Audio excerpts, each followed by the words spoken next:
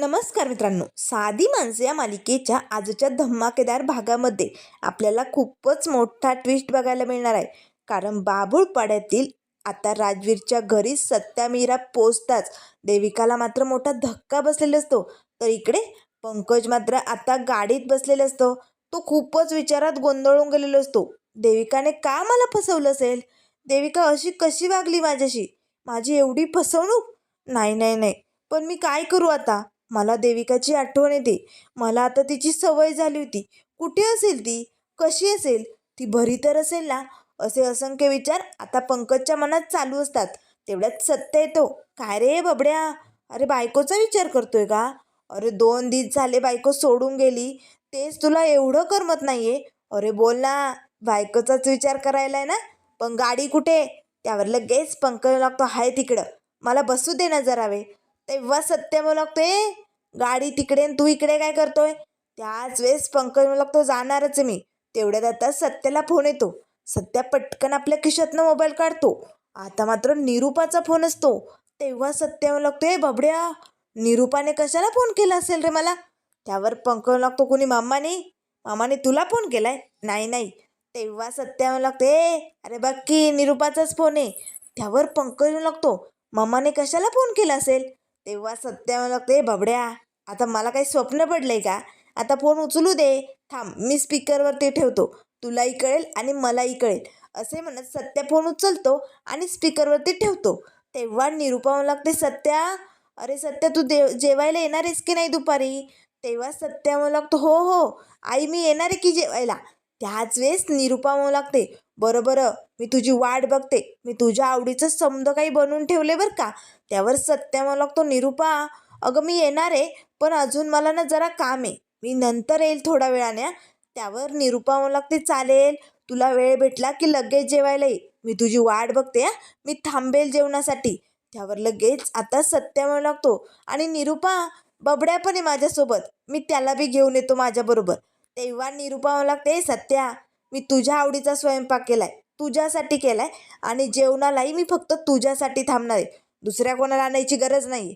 आता मात्र पंकजला खूपच राग येतो. कारण आपली मम्मा आपल्याशी असं वागते. म्हणूनच आता तो रागाने सत्याकडे बघू लागतो. त्यावर सत्य म्हणू लागतो, बरोबर आई, ठेवतो हा.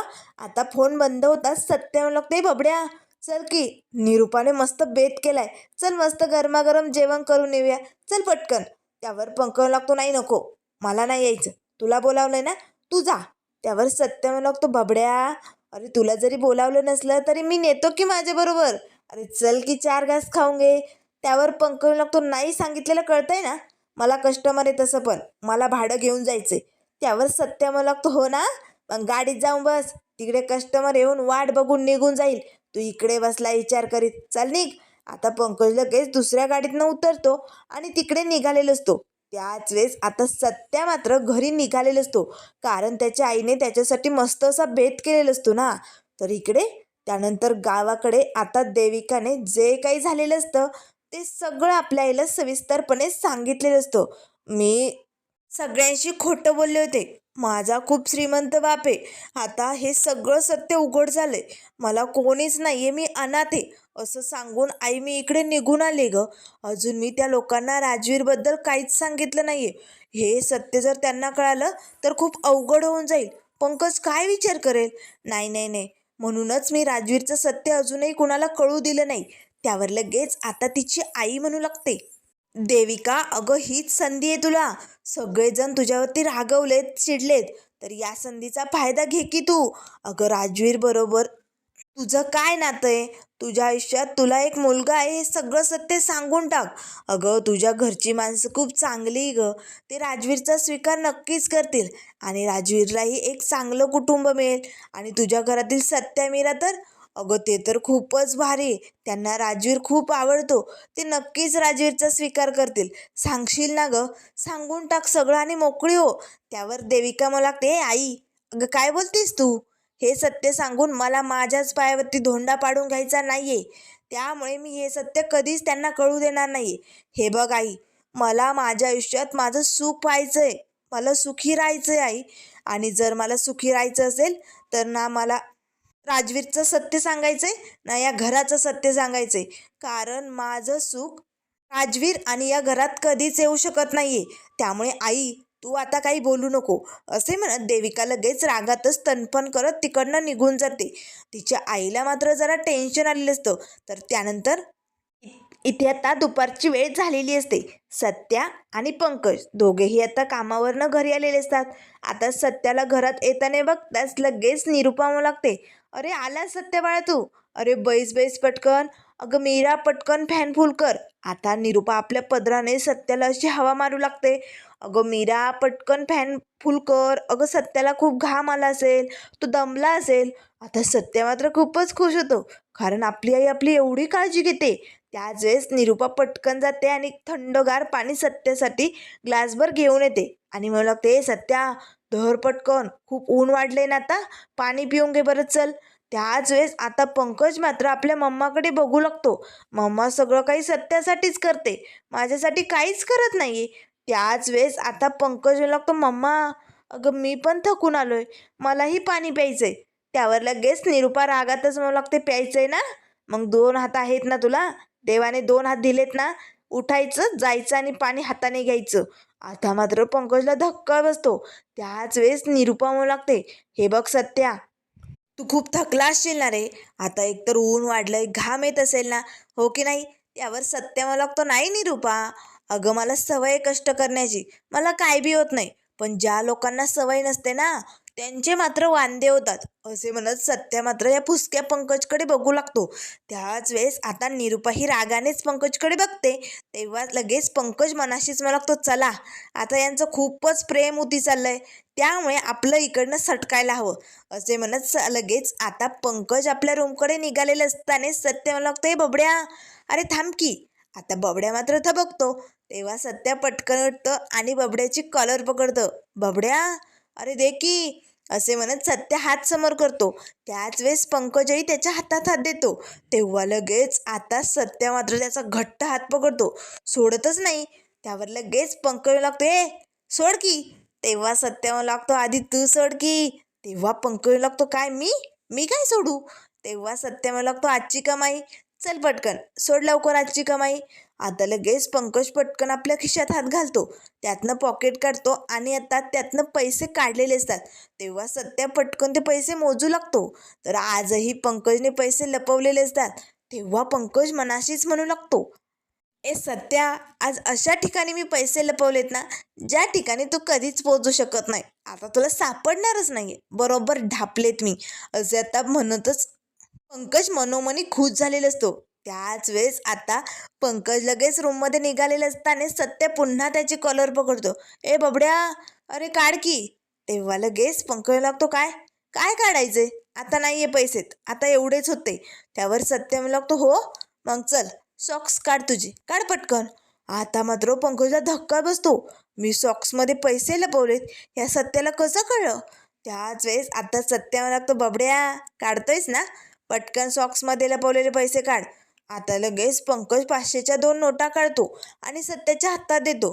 पुन्हाच आता पंकज आपल्या रूमकडे निघालेले असताना सत्याला लागते, थांब, दुसऱ्या पायाचे सॉक्समधले काढ, चल पटकन. आता दुसऱ्या पायाच्या सॉक्समध्येही पंकजने 2 नोटा लपवलेले असतात.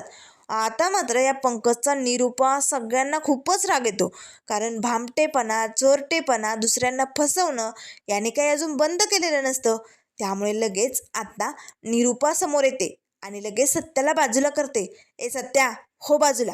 आता निरुपा पंकज समोर उभी राहते.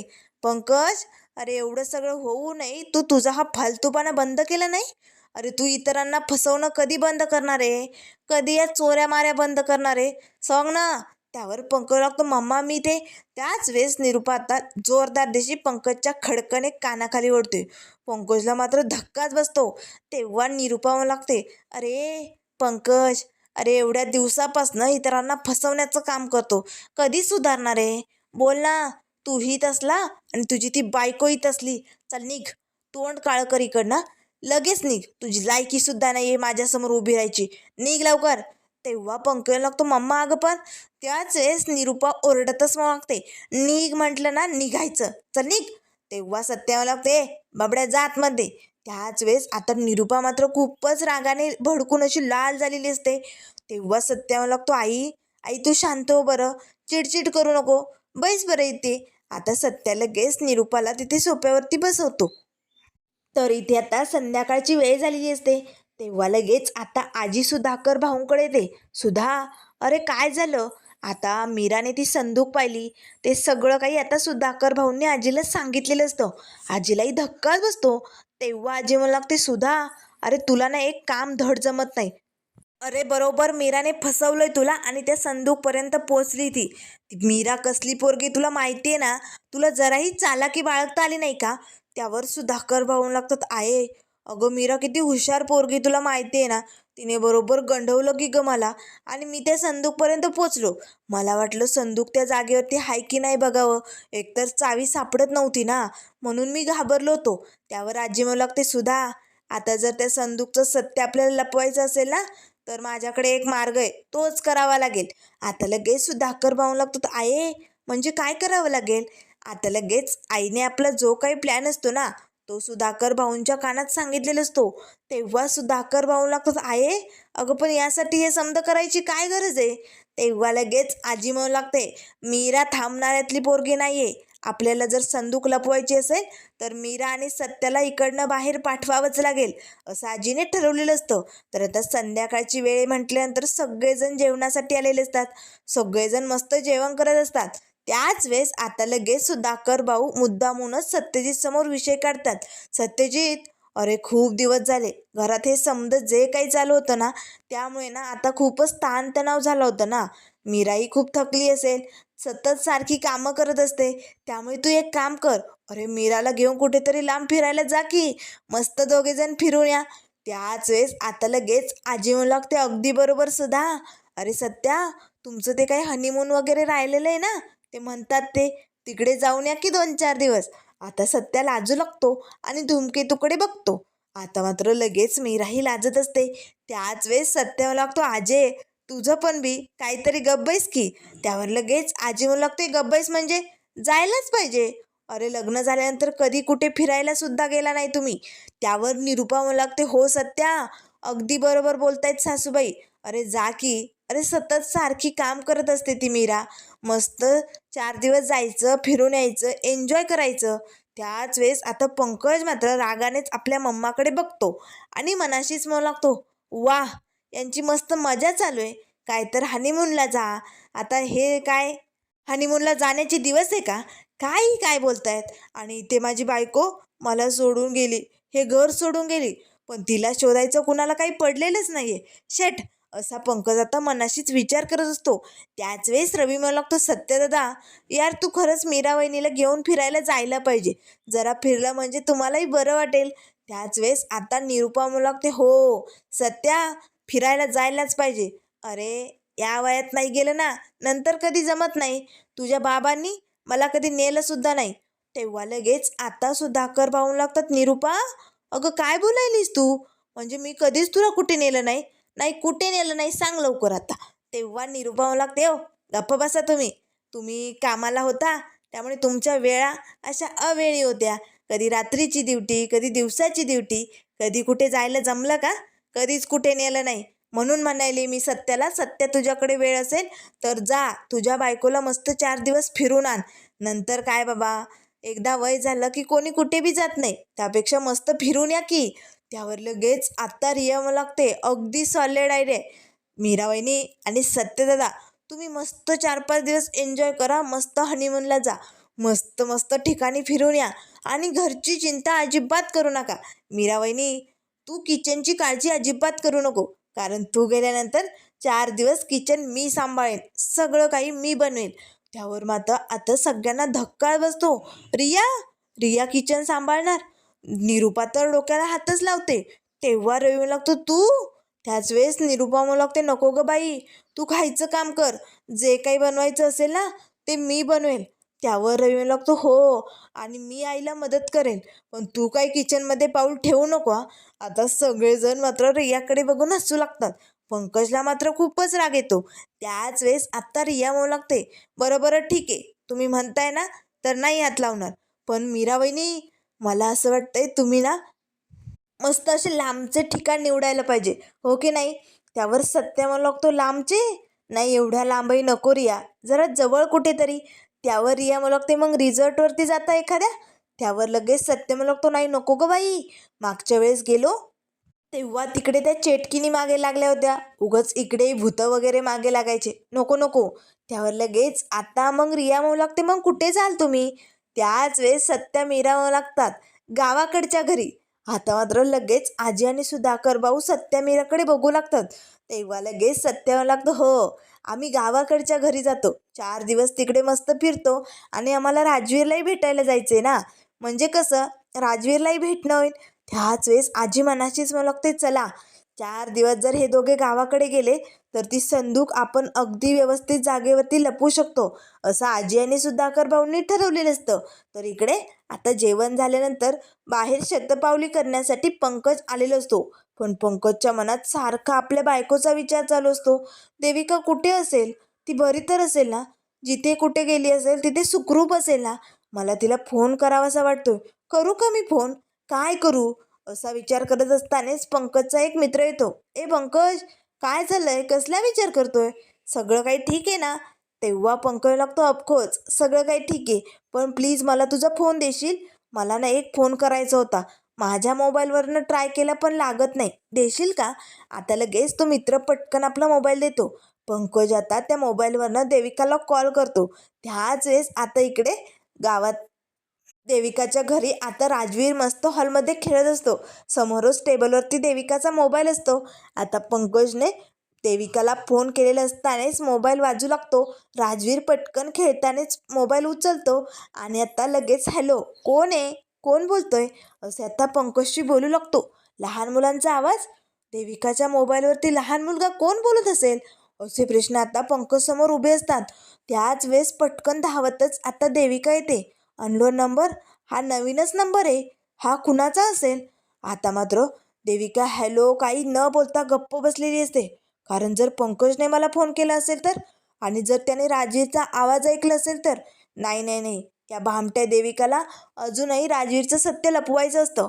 तेव्हा लगेच ती ओरडतच म्हणू लागते, ही आजूबाजूची दुसरी मुलं पण ना कशाला दुसऱ्यांच्या मोबाईलला हात लावताना तेच कळत नाही. त्याच वेळेस आता पंकजला देविकाचा आवाज जातो. तेव्हा पंकज मनाशीच म्हणू लागतो, म्हणजे याचा अर्थ देविका अगदी सुखरूप आहे, जिथे कुठे ती बरी आहे. त्याच वेळेस पंकज पटकन फोन कट करतो.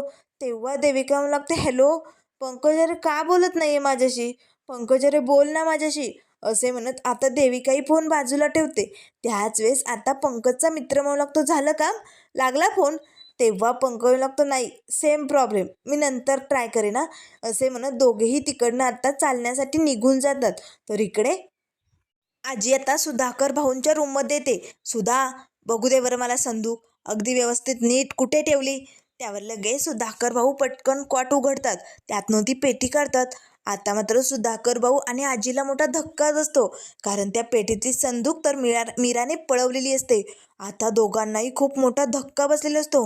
मीराने संदूक पळवली, कुठे ठेवली असेल?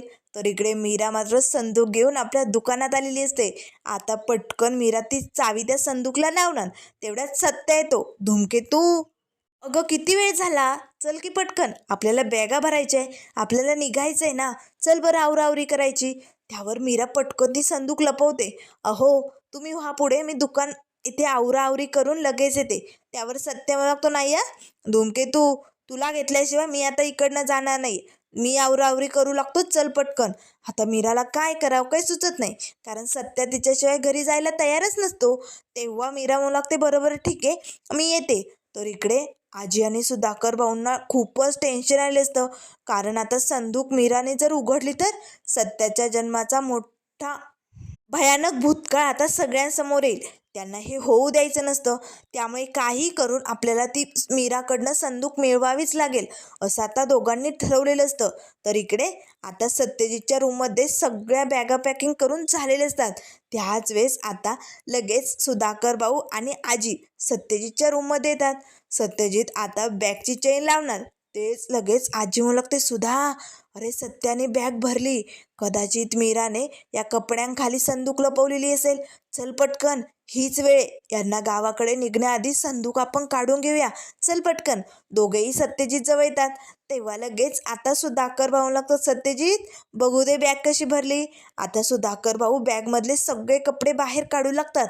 त्याच वेळेस सत्याला धक्काच बसतो. ए बाप, अरे काय करतोयस तू? अरे मी व्यवस्थित भरली, कशाला खालवर करतोय? त्यावर लगेच सुधाकर भाऊ लागतात, सत्यजित अरे बायको बरोबर फिरायला जाय की नाही, मग चांगले कपडे वगैरे घेतले की नाही बघू दे की मला. त्यावर आजी म्हणू लागते, सत्या तू गप्प बैस. सुधाकर भाऊ आता सगळी बॅग चेक करून बघतात, पण तरी संदूकचा कुठेही तपास नसतो. आता दोघेही खूपच टेन्शनमध्ये असतात. त्याच वेळेस सत्या म्हणू लागते, बाप राहू दे आता. अरे एवढी उचकापाचक केलेली धूमकेतूने जर बघितली ना तर मला फाशी देईल ती. राहू दे. आता सत्या पुन्हा सगळी बॅग नीट करू लागतो.